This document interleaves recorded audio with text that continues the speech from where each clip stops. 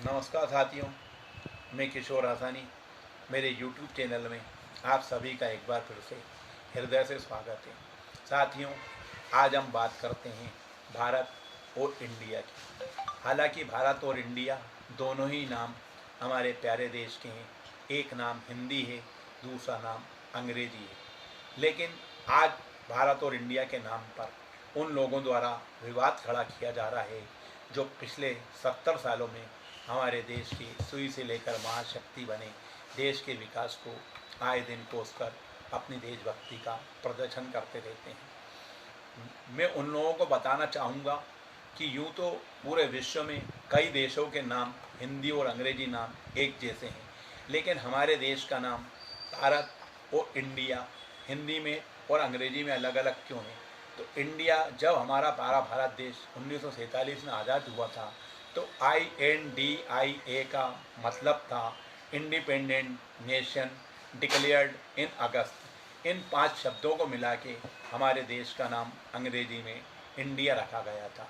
लेकिन आज जो लोग पिछले 9 सालों से देश की सरकार में बैठे हुए हैं और उन्होंने कोई उल्लेखनीय उपलब्धि हासिल नहीं की है, तो आज उनके मन में जनता के सामने जाने का भय सता रहा है कि वो किस मुंह से जनता के सामने जाकर 6-8 महीने के बाद होने वाले चुनावों में अपने लिए वोट मांगेंगे।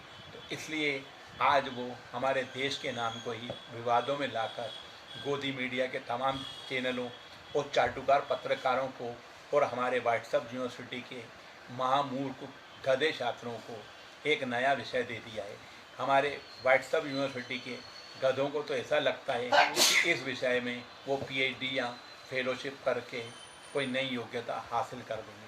लेकिन मैं उनको ये बताना चाहूँगा कि भारत और इंडिया का विवाद उन लोगों द्वारा खड़ा किया जा रहा है जिन्होंने कुछ समय पूर्व shining India, make in India, digital India और खेलो इंडिया के नाम से आयोजन भी किए थे और जनता के सामने ये लेकर हाजिर भी हुए थे। मैं उन लोगों से पूछना चाहूँगा कि शाइनिंग इंडिया, शाइनिंग भारत क्यों नहीं था?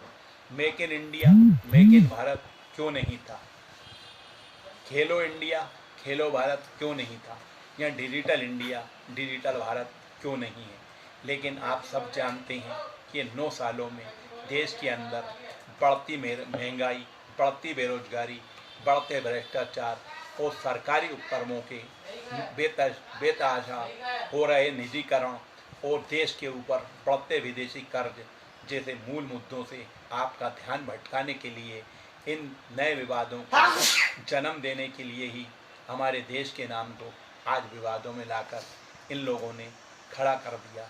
मैं उन लोगों से पूछना चाहूँगा कि आज हमारे देश को आज़ाद हुए 77 साल से ज़्यादा हो चुके हैं, तो कभी आपको इंडिया और भारत के नाम पर तकलीफ़ क्यों नहीं हुई? आज आप चुनाव में वन नेशन वन इलेक्शन की बात करते हैं। मैं आपसे निवेदन करना चाहूँगा कि आप वन नेशन वन इलेक्शन की बात मत करिए, आप वन नेशन वन एजुकेशन की बात करिए, ताकि जो शिक्षा हमारे देश में करोड़पति अरबपतियों के बच्चों को मिलती है, वही शिक्षा हमारे देश के गरीब मजदूरों और गरीब किसानों को मिल सके।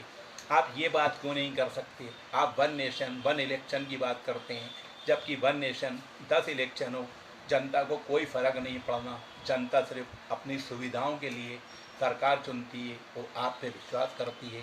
इसलिए मेरा आपसे निवेदन है कि आप जनता का ध्यान मेन मुद्दों से भटकाकर फालतू के विवादों में लगाकर हमारे देश के नाम को विवादों में खड़ा न करें। धन्यवाद। जय हिंद, जय भारत साथी।